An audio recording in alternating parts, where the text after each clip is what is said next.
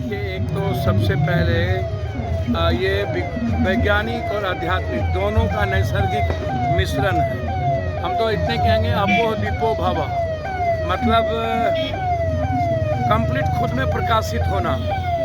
प्रकाश हमारे जीवन का सबसे बड़ा अंधकार को दूर करता है और हम एक मानव मूल्यों के लिए प्रगतिशील हो पाते हैं। हमारे भीतर संवेदना होती है, हम विश्व कल्याण और मानव कल्याण की ओर बढ़ पाते हैं।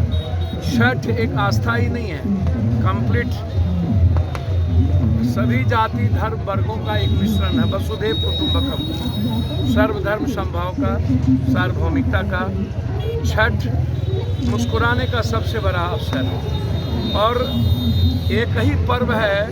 मैंने जीवन में आज तक इसी चीज़ों को मैं सबसे बड़ा आराध्य मानता हूँ कि सूर्य उदय को भी हम नमस्कार करते हैं और अस्त को भी नमस्कार करते हैं। और यही खूबी और यही खासियत हमारे जीवन में हमारा जो शारीरिक, मानसिक और बौद्धिक विकास है उसमें सूर्य की भूमिका सबसे ज़्यादा है। और सूर्य को हम इसीलिए नहीं पूछते हैं कि वो भगवान है, सूर्य को हम इसीलिए कि हम उनके कंप्लीट अलौकिक दर्शन में हमारे जीवन का नैसर्गिक उदय होता है। तो इसीलिए ये आराध है।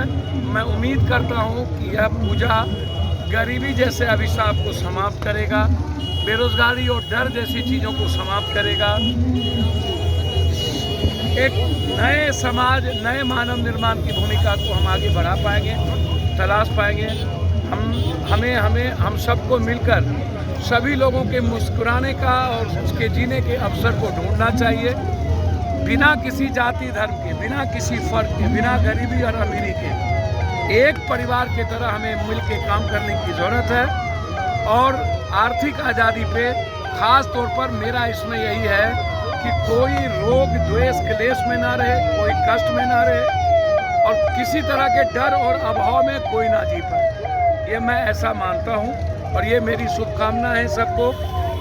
आज जो लगातार मैं देख रहा हूँ, एक तरफ छठ, एक तरफ लक्ष्मी की पूजा, दुर्गा की पूजा, लेकिन पड़ोसी में जो दुर्गा है या लक्ष्मी है या हम जीते जी हमारी बेटी माँ बहन है, हम उसका रेस्पेक्ट नहीं कर पाते और वो कहीं ना कहीं शोषण के शिकार हो जाता है, बलात्कार के, भ्रूण हत्या के, दहेज के, कई तरह के कुरीतियों के शिकार हो जाता है। तो हमें इस पूजा से अपने पड़ोसियों के जिंदा दुर्गा जो हमारी बेटी और माँ बहन है और लक्ष्मी है, हम सूर्य की करते हैं, सूर्य वैसे पुल्लिंग है, लेकिन मैया की जब पूजा करते हैं तो हमको ये मान लेना चाहिए कि उस रेस्पेक्ट को सर्वोच्च रखते हुए हमें हर परिवार के उदय का और उसके सम्मान का ख्याल रखना चाहिए। गोपालगंज और मोकामा में क्या होगा? ये मैं अभी बेलवा जाऊंगा।